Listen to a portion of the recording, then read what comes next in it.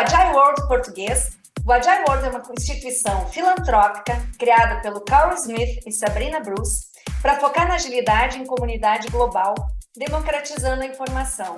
Nasceu em fevereiro de 2021, durante o Axis Agile 20 Reflect Festival, ganhando milhares de seguidores ao redor do mundo. Eu sou Carla Krieger e, junto com Vitor Patané, somos os co-hosts da versão em português deste broadcast. Nossas talks são com pessoas que aplicam os princípios ágeis e obtêm resultados, assim como você também pode fazer.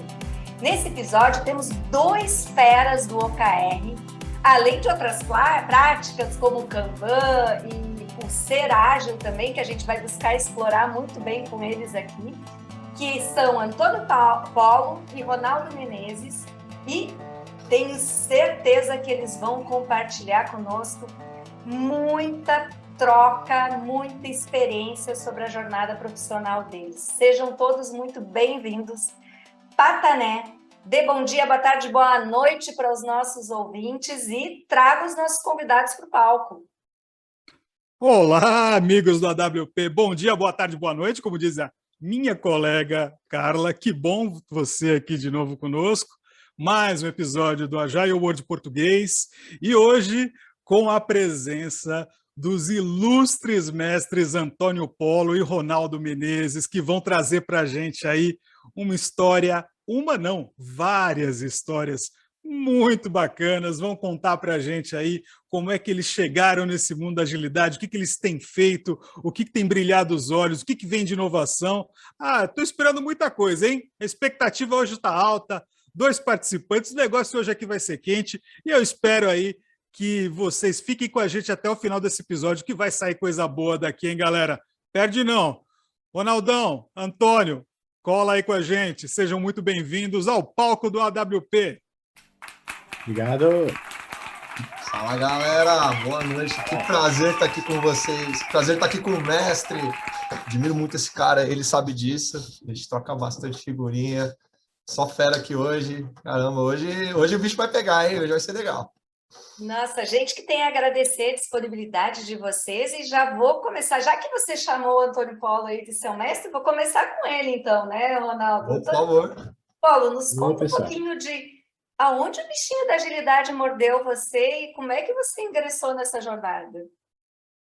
Oi, Carla. Oi, Patané. Oi, Ronaldo. É um prazer estar aqui. Também admiro muito aí o Ronaldo. O Ronaldo é um dos profissionais mais destacados que a gente tem aí na agilidade atual. Trabalha num grande banco, um dos maiores bancos do nosso país, atuando na transformação ágil aí de ponta realmente, né? E tem se destacado muito, tem crescido muito aí nos últimos anos. É um prazer aí participar com vocês.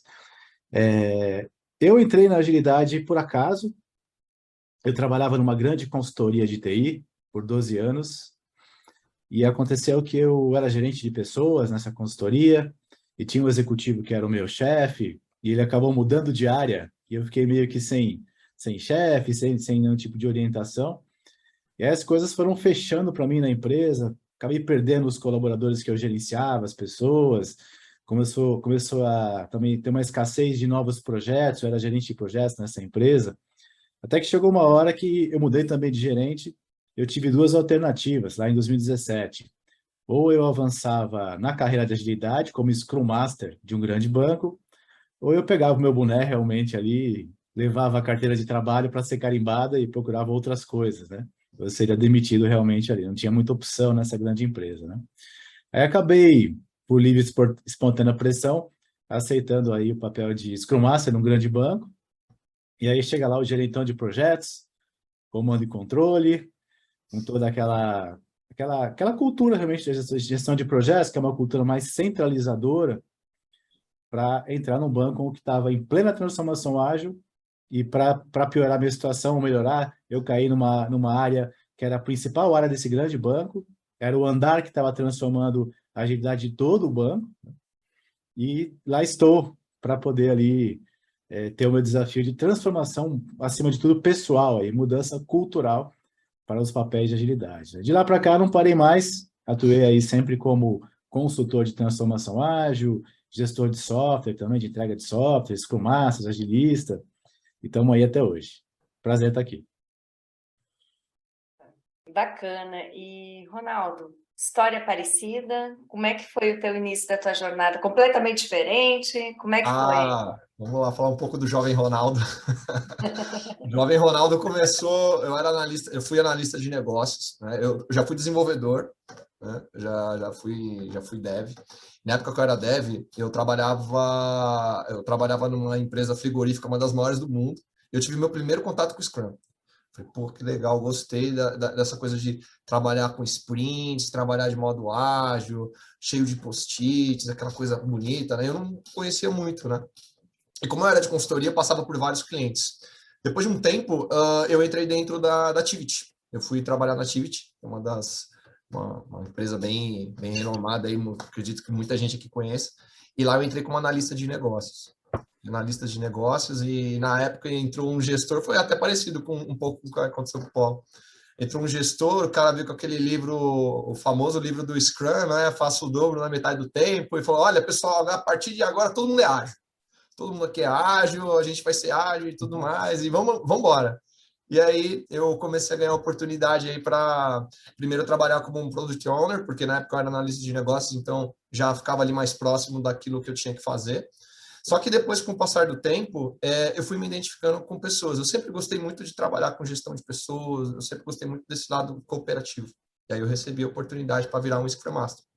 E eu comecei a rampar novos times, eu comecei a atuar em times que estavam começando a atuar com ágil lá dentro da empresa, e sendo Scrum Master desses times ali por aproximadamente 2, 3 anos, eu fui disseminando ali a agilidade dentro da Tivit também, e depois virei um Agile Coach. Depois que virei Agile Coach, dentro da Tivit ainda, eu participei da cisão da empresa. A Tivit virou NeoBPO. Quando a Tivit virou NeoBPO, eu fiz um papel de Agile Coach ali, pegando o pessoal do zero ali para trabalhar com agilidade. E aí, de lá para cá, foi um caminho sem volta. E aí eu comecei a passar por outras empresas, aí passei pela Sul América, passei pela Vivo, agora eu estou em Itaú. E aí também no meio do caminho, aí o bichinho dos OKRs me picou aí.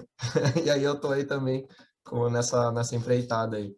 Mas, resumidamente, é isso, tá? Até para não me estender muito aqui. E, novamente, reforço, é um prazer estar aqui. Gosto de falar bastante que todo ser humano é uma oportunidade de aprendizado. Esse daí é um dos meus mantras. Quem me conhece sabe que eu falo isso o tempo inteiro. Então, espero que a gente tenha muita troca de histórias aqui, de aprendizado. Cada um universo aqui, eu sei que eu tenho muito a aprender com vocês também, assim como trocar. Boa! Meu amigo Ronaldo, agora eu vou fazer a pergunta de volta, saca? Bora. Veio pelo Polo, agora volta pelo Ronaldo. Bora, vamos embora. Muito bom. Ronaldão, deixa eu te falar. Você está nessa jornada aí já faz um tempinho, né? Você já está trabalhando com agilidade aí vai fazer alguns anos, certo? 8 anos, para ser mais exato. Quase 8 Olha anos. só que beleza, cara. É legal, né? Você vê a galera, né? O tempo passando, o pessoal se aprimorando, trabalhando com agilidade, evoluindo. E por falar em evolução, uma coisa que eu gosto sempre de trazer aí com a galera, né? De explorar com a galera. O que você tem visto de lá para cá, da época que você começou para cá, mudar em agilidade? O que você tem percebido? Qual é a percepção do Ronaldo com relação à agilidade, seja no Brasil, no contexto de agilidade geral mesmo, ou se tem algum contexto um pouco mais específico? Mas o que você tem percebido que está mudando e o que você tem percebido que está inovando? E daí depois a gente passa a mesma pergunta para o Polo para trazer para a gente aí essa visão dele também. Nossa, ótima pergunta, eu adoro. Inclusive, eu estava falando com um coach da Índia esses dias exatamente sobre isso. A gente estava conversando sobre essa questão do que mudou na agilidade, né? Em suma, eu percebo que cada vez mais as pessoas têm se preocupado em olhar para o básico e começam a entender que não é o framework que vai resolver o problema. Não é o OKR que vai pegar a estratégia e desmembrar a estratégia para a empresa inteira e boa.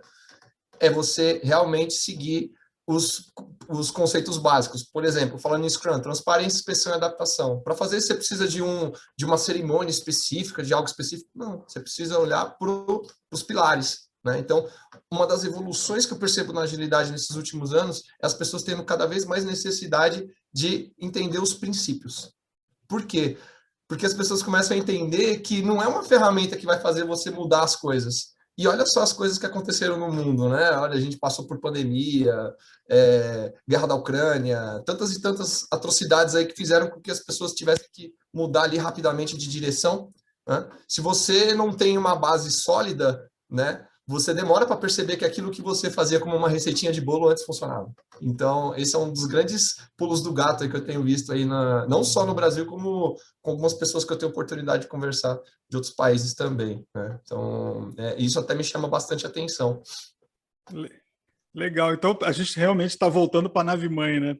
Exatamente. Isso é super interessante, cara, porque é bem aquele negócio, quando você está com dúvida, né? Você consulta sempre o sentido da coisa, né? Então, se a gente deixar, a gente é levado pela abstração, a gente é levado pelo framework, a gente é levado pela, né, pela receita de bolo, quando, na verdade, na dúvida, volte à essência, né? E acho que é isso que deve estar acontecendo com muita gente, né? A gente está voltando à essência. E você, Paulo? O que você tem percebido aí? Como é que está a tua percepção com relação à agilidade? O que tem mudado para você? Então, Victor, eu sou bem na linha do que o Ronaldo colocou. Acho bem interessante a história da agilidade. Quando eu comecei lá como gerente de projetos, era um momento de estereotipação, um momento de exaltação realmente ali da cultura ágil no sentido mais diferente da coisa, né? Então, assim, a gente via as pessoas lá vestidas diferentes, a gente estava acostumado a vestir de camisa social, calça social, aquelas calças largas pareciam calça de gaúcho, né? E as pessoas chegando na empresa com camisa xadrez, bermuda, isso quebrou muito o paradigma do ponto de vista aí de cultura. Só que essa cultura externa, ela teve um efeito negativo na agilidade no começo, porque ela criou um conceito de chiitismo, que é como o Ronaldo falou, aqueles agilistas que são adoradores dos métodos, dos frameworks, e se não está no framework, está errado, carrega um framework debaixo do braço, julgando as pessoas. Essa etapa do processo já foi superada há muito tempo, essas pessoas foram praticamente expulsas das organizações, e a coisa caminhou mais para um lado, como o Ronaldo colocou, a coisa mais do purismo. Então, o chiitismo é essa coisa mais envesada. O purismo é justamente você se focar nos princípios e valores, porque você só consegue ter mudanças com valores, né? Então, seu comportamento muda de acordo com seus valores. Então, é importante a gente captar os princípios de cada método ágil, entender como que eles funcionam e procurar ficar próximo desses princípios, como você bem comentou, Victor. Tem uma pesquisa que foi feita numa universidade, não lembro o nome, a gente viu até no Agile Trends, que é uma pesquisa ampla com todas as pessoas, as empresas que adotam ágil, e as empresas colocaram o seguinte: é muito positivo essa cultura de purismo, de você tá preso, tá focado realmente nos princípios, preso nos princípios, né? Porque isso vai fazer transformação. Então, também tem um lado ruim de você ser conformista com a situação, né? Também é negativo. Então, não seja xiita, não seja conformista, seja purista, siga os princípios, porque eles são importantes para a transformação nossa, culturalmente, ágil da organização e tudo mais. Muito legal vocês trazerem esse ponto, né? Uma coisa que eu comento sempre é que quando a gente ainda pega algumas pessoas, e aí não importa se é para o ágil ou para o preditivo, mas que são os xiitas, vamos dizer assim, que você trouxe, né, Antônio Paulo, que às vezes pega, tá aqui no processo que o Scrum diz assim, ou que o framework tal diz assado, normalmente eu pergunto onde é que está o princípio da adaptabilidade e flexibilidade, né? Que é justamente, eu não estou fazendo para implementar um framework, eu estou fazendo para atingir algum resultado, e que talvez, e muito possivelmente, eu vou precisar adaptar e ter flexibilidade nas práticas que eu vou usar em prol, né, daquele objetivo e resultado, que aí vou fazer o gancho do bichinho do OKR que você falou aí, Ronaldo, mas como é que, né, afinal a gente tem aqui, né, um OKR-CP, que é o Antônio Paulo, nós temos aqui o Ronaldo, que é o OKR Coach, a gente não pode perder, né, essa oportunidade aí de falar do tema. Como é que vocês estão vendo também esse movimento do OKR, do tipo, vamos fazer o OKR porque todo mundo está fazendo, ou vamos olhar o para que serve o OKR, né, e o que ele vai ajudar, de fato, aqui impulsionar. Queria ouvir aí de vocês, aí, quem quiser falar primeiro aí, fica bem à vontade, como é que vocês estão vendo esse movimento também, né, aí dentro das organizações? Quer começar, Ronaldo? Fica à vontade aí. Bom, vamos lá então. Como que eu tenho visto o movimento dentro das organizações? as pessoas estão percebendo que apenas o OKR por si só não resolve as coisas, né? Porque eu sempre começo todas as minhas falas de OKR perguntando por que a pessoa precisa de OKR. Aí as pessoas olham assim e falam, meu, esse cara tá louco, você veio aqui para dar uma consultoria de OKR, mas está perguntando isso por quê? Porque eu preciso entender qual é o seu problema, eu preciso entender qual é o seu cenário, eu preciso saber qual é a sua cultura. E um exercício que eu sempre faço também é de pegar o propósito, aquele propósito que a pessoa criou e mostrar para ela, falar, você conhece esse propósito aqui? E é impressionante, tem muita empresa que quer colocar o OKR, mas não conhece o próprio propósito. A pessoa para assim, olha, nossa, mas que frase bonita, de onde você tirou? Do site da empresa de vocês. Então, esse é um ponto que eu acho que é muito importante. Eu tenho visto muita empresa pecando nisso. Porque o que o camarada faz? Ele vai lá, cria um OKR, pega ali, segue todo o script certinho, vai lá, estuda o QRCP, lá o material do Polo, que é excelente, por sinal. Fala, não, beleza, vou botar o OKR agora. Aí o cara olha, ele roda um ciclo, roda outro, e para, pensa assim, fala, pô, caramba, mas eu não estou saindo do lugar, eu não estou indo para a direção que eu gostaria de estar indo, porque você não sabe para que direção você quer ir, você não sabe, esse que é o ponto. Então, eu tenho visto muitas empresas voltando para trás nisso também. E outro ponto importante, gente, errar não é ruim, errar também representa inovação. Essa é uma outra coisa importante para acrescentar da pergunta anterior e colocar nessa daqui. Então, não pula o erro. Né? Se você começou, você viu que está errado, que bom. O importante é que você erre logo, você não demore 1 ano, 2 anos para errar. Então, tenho visto muito disso. As empresas têm descobrindo que, de fato, elas não têm ali, de repente, um propósito forte, que é o começo de tudo, né? Antes de usar o OKR. Daí sim, para usar o framework. Aí você pode colocar qualquer coisa. Se você não tiver a sua direção clara, você não vai conseguir sair do lugar com qualquer framework, qualquer metodologia, qualquer abordagem que você escute.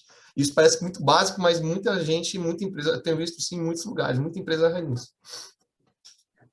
Que eu tenho visto, né? Aí são os meus 5 centavos aí. Na verdade, concordo. Os OKRs começaram lá no Brasil, mais ou menos em 2018. Eu mesmo comecei com os OKRs a partir de uma palestra que eu vi de Growth Hacker, que não tinha nada a ver com isso. E estava o meu diretor lá nessa palestra, e aí ele ouviu o tema OKRs lá numa empresa de Growth Hacking. Aí no dia seguinte ele acordou, me chamou na mesa dele, eu era agile coach de umas 1.800 pessoas, ele falou, Paulo, eu quero OKR para todas essas pessoas aqui, agora, se vira. 2018. Aí me virei nos 30 para poder fazer isso funcionar. De lá para cá a coisa mudou muito, de lá para cá as empresas adotaram o OKR fortemente. Quando você fala, por exemplo, que o Banco Itaú, que é um banco totalmente estratégico, que tem uma reflexão estratégica que vem muito do topo e é desdobrada para a organização, decidiu por se mover fortemente para OKRs, é porque o método tem um valor, né? Tem um valor em si. O problema que está acontecendo, na verdade, é assim, virou moda, poxa, o Itaú que fez, todos querem fazer, né? E o que acontece é que, é como o Ronaldo colocou, fazer por fazer é como a transformação ágil, né? Muitas empresas estão fazendo para tirar da frente, né? Fazer por fazer.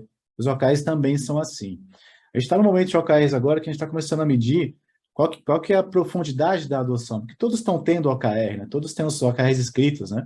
Mas quais empresas estão usando efetivamente os OKRs para impulsionar os resultados e tudo mais, né? Eu percebo que empresas que já são por cultura focadas em metas. Eu venho de uma consultoria de uma grande empresa farmacêutica, gigantesca, líder do Brasil, e eles são muito, muito focados em meta. Quando colocamos OKRs lá, eles caíram como uma luva, como água, assim, não teve esforço nenhum, porque eles já são focados em meta, né? Agora, empresas que não têm esse foco de objetivo, de ter metas muito bem gerenciadas e perseguidas, vão ter dificuldade cultural com os OKRs. Então, precisa ter uma decisão de alta gerência, de fundador, de acionista, de CEO, para dizer, nós vamos trabalhar com metas, né? E aí a coisa flui um pouco melhor. É fato na literatura que empresas que têm um sistema de metas desempenham melhor do que empresas que não têm, né?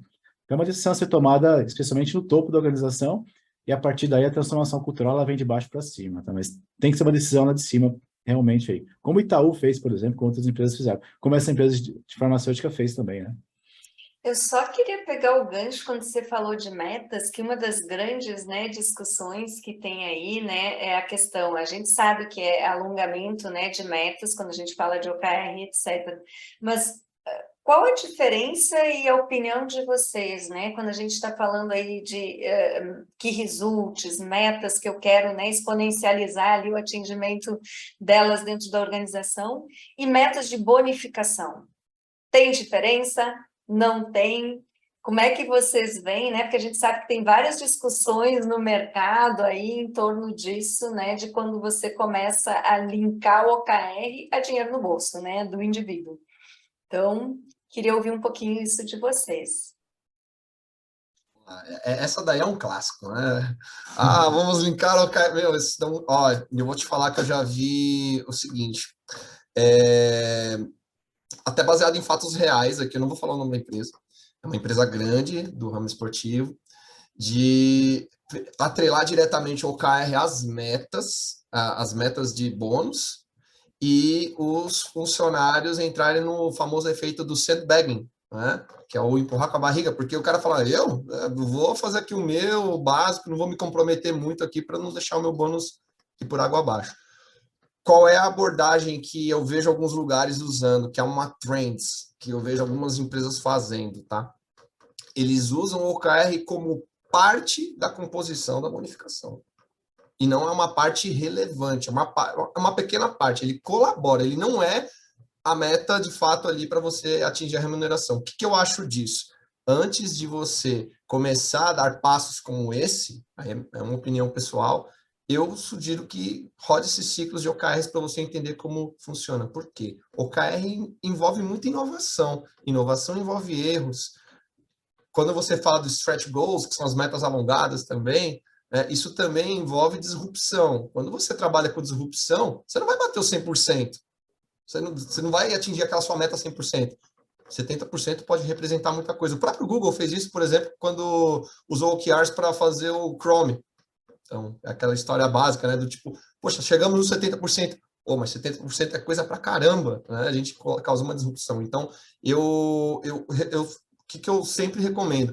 Que você comece com metas que tangibilizem ali os 100%, até para que você consiga fazer essa transição de modo mais suave, para que as pessoas se acostumem com o uso de OKRs, para daí depois você, depois de alguns ciclos de aprendizados, fazendo os check-ins, porque tem muita disfunção também da questão de você começar a usar o OKR, mas você não medir os OKRs, né, do jeito certo, né, porque aí você coloca o OKR, você acha que o OKR sozinho vai lá e vai fazer tudo acontecer, só que você tem que medir, isso daí também é uma coisa muito comum das empresas que eu tenho visto, né? E daí, depois que você medir alguns ciclos, aí sim você começar a pensar nos próximos passos de você atrelar ali uma parte da bonificação, né? Que é um tema polêmico, né? Muitos fazem, outros não fazem, mas eu acho que para você chegar nesse patamar, você tem que se amadurecer muito. Não é tão fácil, porque envolve muitas quebras de paradigma para você fazer dessa forma. Então, aprender a usar da maneira correta, entender como é um ciclo de fato, para daí sim você começar a colocar ali a cerejinha no bolo, né? Como a gente costuma chamar também, para você começar a tentar umas coisas diferentes. Porque aí vai estar enraizado, vai estar indo de encontro à cultura também, como o Paulo bem disse também, e aí você começa a colher os frutos aí de verdade. Em geral, assim, a gente percebe que a história começa assim, né? A gente é chamado, e às vezes chamado e pago por isso, para fazer a adoção dos OKRs numa empresa, né? Ora, se você é chamado para isso, a empresa está insatisfeita com o contexto dela, né? Ela não te chamaria, né? E é muito comum quando você chega na empresa, você vê dois cenários muito comuns, como o Ronaldo comentou. Você vê uma empresa, pega uma empresa grande, você vê uma empresa que tem direcionadores estratégicos claros, tem um BSC, tem metas estratégicas lá no topo da organização, naquele grupo, naquela elite da organização, 4, 5 pessoas definem as metas, ela tem esse BSC bem no topo, e ela tem metas, eventualmente, de vendas, metas de bater metas comerciais na base, né? Então, tem metas atreladas à bonificação na base e BSC totalmente estratégico, sem conexão com o dia a dia no topo, né? E o OKR vai entrar como? Ele vai entrar para fazer a ponte entre o topo e a base, né? Mas o que ele vai fazer com as metas da base, que são metas atreladas à bonificação? Você vai falar para o... Eu peguei uma empresa de advogados uma vez, uma grande empresa de advogados, que os advogados eles recebem bonificação para defender processos diante do juiz. E são processos de grandes empresas de direitos autorais que $1 milhão a cada processo, né? Então, assim, tem bonificação e você não vai conseguir mudar isso. Chegando lá, agora tem OKR e não vai ter mais, né? Então, o mais comum de acontecer, você coloca o OKR, roda o processo de implementação naturalmente, toma cuidado com o monitoramento, como o Ronaldo falou. Provavelmente os OKRs eles vão refletir um pouco, eles vão ser os gestores dessas metas atreladas à bonificação, e aos poucos você vai transicionando isso, você vai colocando OKRs também de grow the business, são os OKRs de inovação que o Ronaldo comentou, e vai fazendo um mix. Então, o ideal é que você tenha um mix também de OKRs de inovação com OKRs também de bonificação financeira que existirão nessas empresas, né? E não tem muito como mudar, né? Então, o cenário é complexo, mas, assim, é super benéfico você adotar OKRs. Né? E por falar em complexo, me peguei esses dias conversando sobre um assunto complexo, mas que acho que permeia a vida de todo mundo que trabalha com agilidade, principalmente a gente que trabalha como Agile Coach, o pessoal que... Bem, mais ou menos assim. Eu estava conversando com um colega e a gente falou, poxa, né, desenvolvedores são caras que estão preocupados em entregar um software, né, num tempo hábil, para poder ter, né, um produto, né, minimamente aceitável e que gere algum lucro para a empresa, né? Então, o material deles ali, a entrega deles ali é o software. E daí, quando a gente pega o papel, o PO, talvez, é um cara que está trabalhando com requisitos, entregando história, fazendo conferência, então, o material ali que ele está trabalhando no final é um requisito, é um produto, é uma visão, né? É um aconselhamento, então ele está fazendo aquele meio de campo ali. E daí, quando a gente pega o agilista, o cara de agilidade, o coach, o Agile Coach, né? Esse cara, o que ele trabalha? Qual que é o material que esse cara trabalha? É cultura, né? Quanto tempo demora para um agilista mudar uma cultura? Eu não sei se a gente já se pegou pensando nisso. O que vocês acham sobre isso? Quanto tempo demora, pela experiência de vocês, quanto tempo demora a gente para mudar uma cultura até que ela dê resultado? Vocês já se pegaram pensando nisso? Ixi, algumas vezes. Olha, essa daí é uma pergunta quase que filosófica, assim, uma pergunta profunda. Essa pergunta é uma pergunta profunda. Eu vou falar que vai muito do quanto aquela cultura é disseminada dentro de uma empresa, do quanto as pessoas entendem a cultura versus o mundo que está acontecendo. Tipo, eu vou dar um exemplo aqui, ó, eu gosto de trazer fatos reais. Eu fui dar consultoria numa fábrica de tapetes. Olha que louco isso, uma fábrica de tapetes. Cheguei lá na fábrica de tapetes, imagina. Cheguei lá, um pessoal mais experiente, né? Um pessoal vintage, né? Um pessoal mais das antigas. E o que você imagina? Você fala, meu pessoal não vai...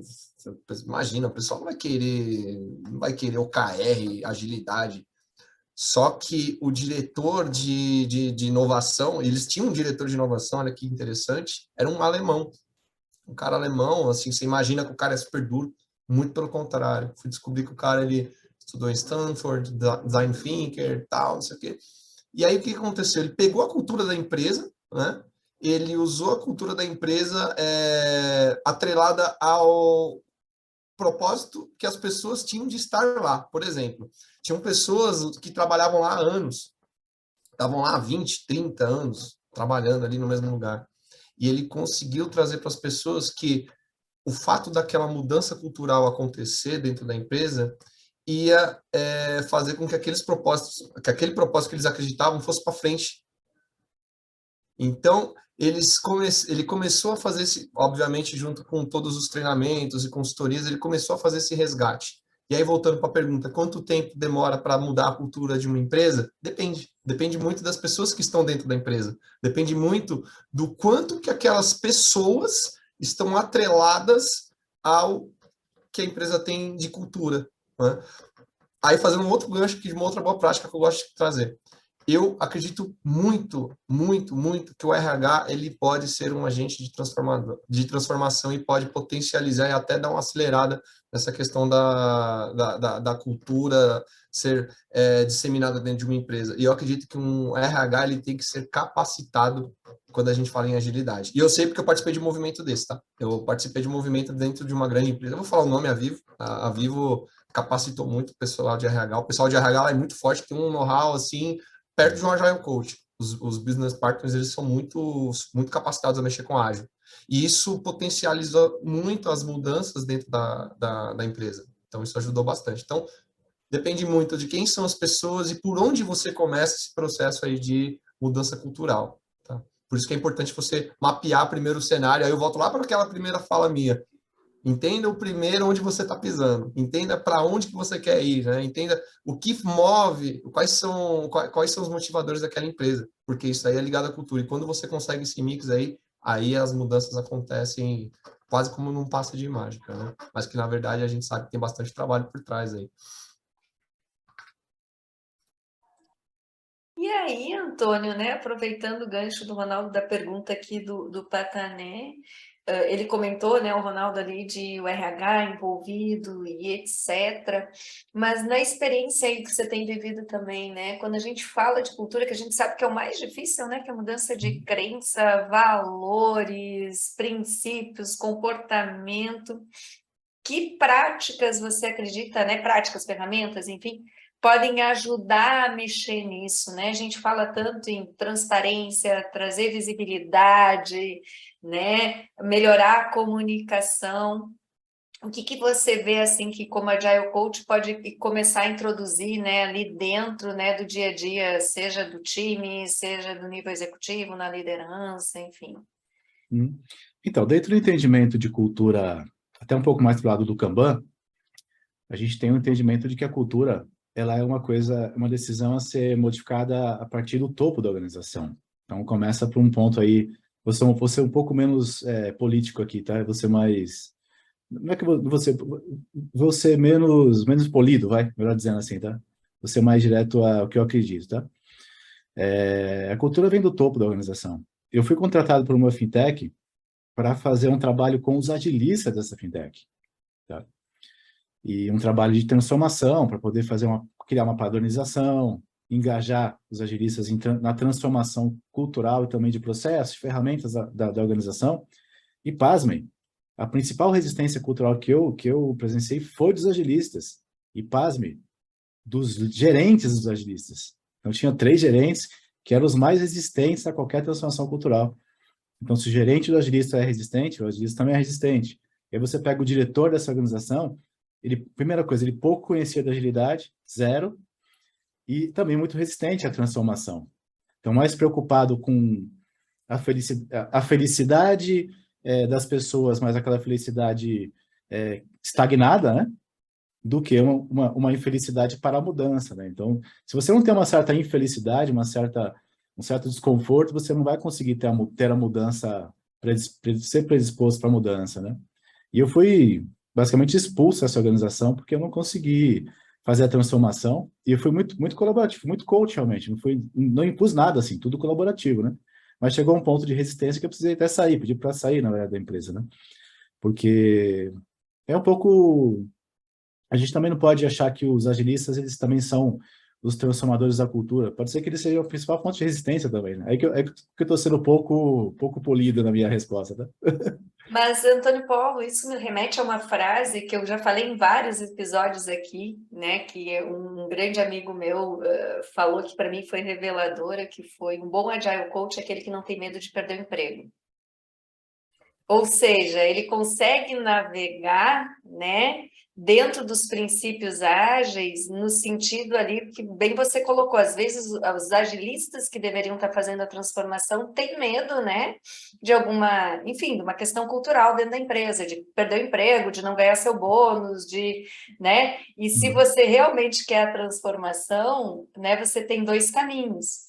Ou você segue, né, ali, mesmo que gere o desconforto, a infelicidade, você é o chato e a empresa pode ou perceber a mudança ou te cuspir fora, e tudo bem, porque você está dentro do seu princípio da filosofia, ou você percebe que o ambiente é tóxico e você vai fazer, né, o seu trabalho em um ambiente, enfim, que esteja realmente, né, querendo a mudança. Então, eu gosto muito dessa frase, um bom Agile Coach é aquele que não é apegado ao emprego.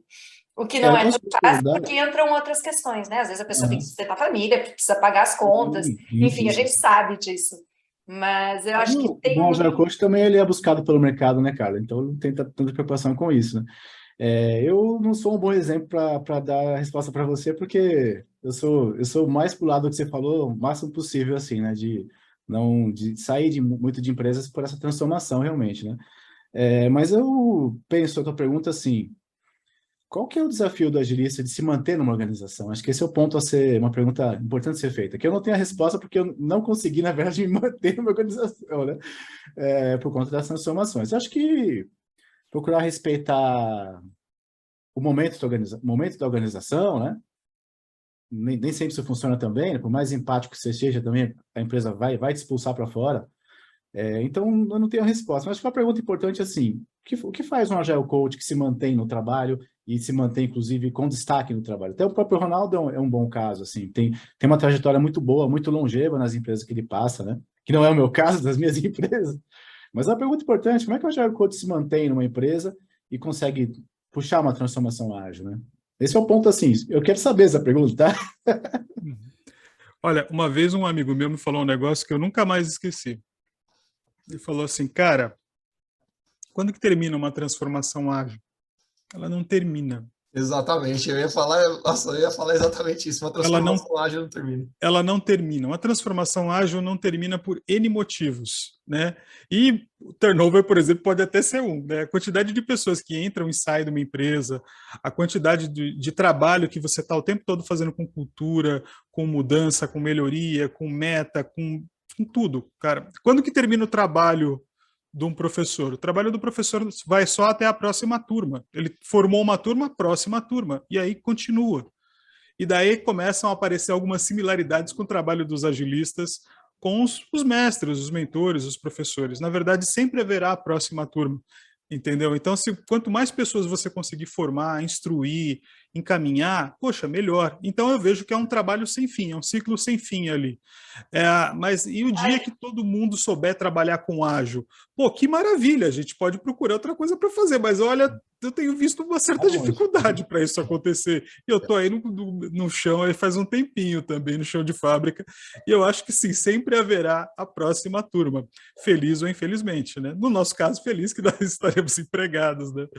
Mas, Carla ia trazer... Não, eu ia dizer, aliás, Patané, quase toda transformação é constante, né? A gente está falando aqui muito mais focado no ágil, mas uma transformação cultural não muda de uma cultura A para B, né? Uma empresa, eu vou fazendo eternas mudanças, uma transformação digital, eu não transformo em um produto digital e paro, né? Qualquer transformação, quando a gente fala, na verdade, ela é contínua, eu vou tendo, né, alguns objetivos de resultados que eu vou atingindo e vou olhando o próximo. Então, é constante, ainda mais no mundo que a gente vive hoje, que você tem muito mais fatores influenciadores, que uma premissa hoje de noite é válida, amanhã já é totalmente o contrário, né? Então, eu acho que é um bom viés que você trouxe aqui, né, Patané, porque a gente vai estar em eterna mudança, né? Só tem data para começar. Só tem data para começar, exatamente. Concordo plenamente. Senhores, seguinte... Aqui no Agile World, quando isso aqui acontece, quando essa transformação aqui, ó, acontece, o bicho pega.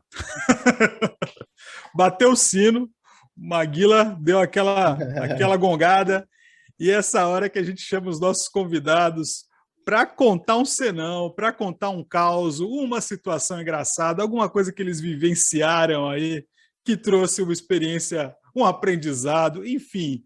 A gente abre o palco aqui para esse momento de descontração, de ice break, e para vocês trazerem aí, né? Vamos dar essa humanizada. Quem começa aqui no nosso sino? Tempo.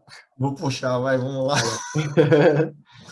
Boa. Cara, eu estava dando um treinamento num cliente, né? E aí eu tô lá dando treinamento, tá, ó, vamos falar de OKR e tal.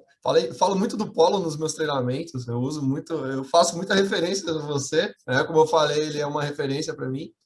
Eu falo, tá, eu tô lá falando tudo mais. Aí, de repente, do nada, entra uma senhora, assim, de aproximadamente uns 70 anos, de saião, assim, de polaina, chinelo, para, assim, parecia aquelas bruxas de desenho animado, assim, ficou olhando aqui pra tela, assim, tal, carrancuda. Eu parei, assim, tomei um susto, né? Falei, não, tudo bem. Não entender nada disso daí, não, vou embora daqui. Aí pegou e foi embora, assim. Falei, quem que é essa mulher? Aí eu perguntei pros caras, né? Falei, quem que é essa senhora aqui e tal? Ela é irmã do dono, ela fica dando volta aqui dentro do complexo, né? Porque o dono fala para ela cuidar da fábrica aqui, mas na verdade ela não está cuidando de nada, tá? Ela só fica dando volta aí o dia inteiro e vendo o que as pessoas estão fazendo, né?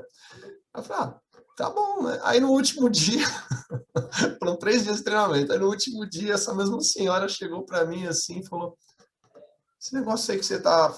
que esse negócio que você gruda na parede aí o tempo inteiro para falar assim? Falar, isso aqui é um post-it e tal. Gostei, vou usar esse negócio aí na minha casa. Aí ela começou a usar aí ela começou a usar, né? E os caras começaram a mandar foto, né? Que ela começou a anotar todas as atividades dela. Colocando os post-it, falou, aprendi a usar, viu? Porque nos treinamentos eu também brinco, né? Do jeito certo de você tirar um post-it, né? Como você tira um post-it sem dobrar, puxando e tudo. Ela falou, tô fazendo aqui, ó, aprendi. Ou seja, de uma pessoa que entrou na sala do nada reclamando do treinamento, ela saiu aprendendo a puxar post-it, usando post-it e tudo mais, assim. Então, uma causa que marcou muito, assim, porque eu tomei um susto muito grande, assim. Uma sala de 150 pessoas, entrou uma senhora, assim, do nada, assim. Foi um negócio meio maluco, assim, dentre tantos outros aí, mas... Formou uma pessoa profissa em post-it, né? Pelo menos ela aprendeu a usar um post-it, né? Ela entrou, saiu assim, falei, bom, pelo menos ela não tá com raiva de mim, né? Uma vida você sabe que impactou. Uma vida que paguei daquelas 150. Mas foi um caso engraçado. E tem tantos outros aí, mas vou dar espaço aí pro Paulo falar. Podemos para a próxima pergunta, não? Não. Não? Vou contar uma bem tosca, tá? Extremamente tosca, mas engraçada pra caramba, né? No começo dos anos 2000, eu era consultor de transformação com sistema de gestão, na verdade, né? Eu atendi uma empresa em Minas Gerais. E eu gosto muito de doces mineiros, né? Gosto muito dos doces mineiros. Minha avó fazia um doce que chama ambrosia. O nome certo é ambrosia, né? Com I no final, né? Amo. E minha avó fazia maravilhoso, assim, com calda e tudo mais. Quando eu cheguei em Minas, eu fiquei nessa sala gigante, tinha 100 pessoas na sala, quase, sala gigantesca, né? E aí eu fui almoçar um dia em Minas, a gente comeu lá naquelas restaurantes mineiros maravilhosos, tinha um tacho de doce maravilhoso, tinha ambrosia, e eu comi ambrosia, né? Quando eu voltei para a empresa à tarde, nessa grande sala, eu falei, puxa, hoje eu estou feliz, porque eu não sabia falar o nome do doce, né? Eu falei, porque hoje eu comi ambrósia. Eu falei com O, né? Quando eu falei ambrósia, a sala inteira, assim, mas sentou para dar risada, ficou dando risada quase meia hora, assim. E eu lá, vermelho, parado, e tive que aguentar, não tive como fugir disso, né? Porque eu usei o tom errado, o nome do doce errado, na verdade. É ambrosia, né? Não é ambrósia, né? Mas me riram assim, os mineiros não gostaram muito de eu falasse ambrósia, não. Foi bem tosco. Que susto, Antônio. Achei que tinha uma colega dele que tivesse o nome Ambrósia. Já pensei em cenário pior ainda. Putz! Então, eu falei, meu nome é Ambrósio. Diretor da empresa. Assim, sei lá. Tenho o que fazer, né? Não tive como resolver esse problema, né? Depois passou. Caraca, bicho, é isso aí. A gente tem que tomar muito cuidado com esse negócio de nome, viu? Principalmente exterior também tem muito disso, né? Eu atendi em Portugal um tempo. Eu tenho N história que bem mais tosca que essa, mas acho que a gente vai ter que deixar para um outro episódio ou para um bate-papo de botequim. Meninos, tempo aqui voou. Estamos chegando ao final do episódio. Eu nem vi passar. Gratidão mesmo pela disponibilidade de vocês. E vou deixar o espaço aqui para vocês fazerem o que quiserem. falarem para os nossos ouvintes dicas para quem está começando, falarem de workshops ou treinamentos que vocês estejam dando. Depois a gente bota lá, né, na publicação os links de vocês e tudo, né, nos nossos canais, mas o palco aqui é de vocês para esses minutos finais. Então, vou começar com o Antônio de novo, vou deixar com você, Paulo. Obrigado, foi um prazer aí estar entre amigos aqui. Acompanho muito a Carla aí, o Vitor. Carla, nos encontramos nos eventos, né? E um prazerzão. O Ronaldo, super amigo também aí. Muito feliz de ver a evolução que esse rapaz, posso chamar de rapaz, né? Esse rapaz teve, sou um pouquinho mais velho. E tem muito pela frente ainda, muita coisa para crescer. Realmente, daqui a pouco vai mandar em todos nós aí, vai ser o gerente de todo mundo lá. É um prazer, pessoal. Eu tenho alguns treinamentos interessantes aí. Quem quiser entrar no meu site, www.antoniopolo.com.br, tem treinamentos de Kanban e OKRs também lá, à disposição de vocês, pela Kanban University também, né? Obrigado pela oportunidade aí. Bom, primeiro agradecer. Tá aqui com um cara que eu admiro e tenho como referência também, que é o Paulo. Carla, Vitor também, que são pessoas que eu acompanho. Eu valorizo muito essa questão da troca. A gente sempre fez trocas muito legais, muito positivas aí pelos eventos, pelas palestras, então eu acho muito legal isso daí. E a gente não pode perder isso, né? Conhecimento é algo que fica com a gente aí para sempre. Então, fico grato pelas palavras. Eu também agora estou com uma consultoria. Eu dou mentorias de OKRs também. Eu tô com uma consultoria que chama Learning More Aprendizagem. Tem um trabalho aí que não envolve só OKRs, envolve também mindfulness, envolve outras práticas ali de bem-estar, porque a gente tem visto bastante disso no mercado, bastante das pessoas precisando disso. E alguns recados aqui, eu estava até conversando hoje com uma das pessoas do meu time aqui, de um dos meus times. Mantenham-se sãos, gente. Trabalhar é legal, trabalhar é importante, trabalhar é bacana, mas façam coisas também fora do trabalho, façam coisas também que façam bem para sua cabeça. A gente está num momento de muito cuidado consigo mesmo. Então, é algo que eu tenho trazido bastante também. Sobre estudar, não deem migué, estudem mesmo, tem excelentes fontes aí. Paulo, um cara incrível aí, Kanban, OKR. Eu posso falar porque eu já fiz os treinamentos com ele também, né? Eu também tenho os meus treinamentos, tenho metodologias, tem os mix ali, frameworks também, que são meus também, mas a gente é amigo, então eu acho que a gente consegue ali sempre fazer menção ao outro, e eu acho que a gente tem que fazer isso mesmo, gente, fortalecer a comunidade cada vez mais, sem ego, né? Aqui ninguém é estrela, eu acho que essa coisa também, não queira ser uma estrelinha, né? Seja um cara que seja humilde para aprender também, que eu acho que isso é muito importante, porque no final a gente se fortalece juntos, tá? E independente de onde você esteja aí, o horário que você esteja aí, espero que vocês tenham aproveitado bastante, porque o tempo é o bem mais precioso que a gente tem, porque o tempo não volta. É a única coisa que a gente tem na vida que não volta. Então, eu espero que esse tempo com a gente aqui tenha sido legal também. E adoro bater papo também, LinkedIn, vamos junto.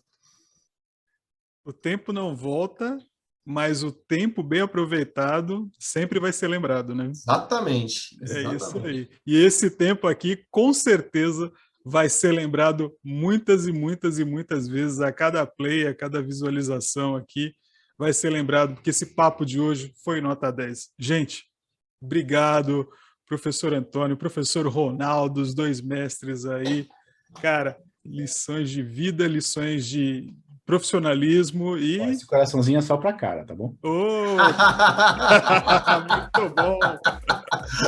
Muito bom, a Carla arrebatando o coração. Pra vocês é só um positivo aqui, ó. É isso aí, muito bom. Certo, ó.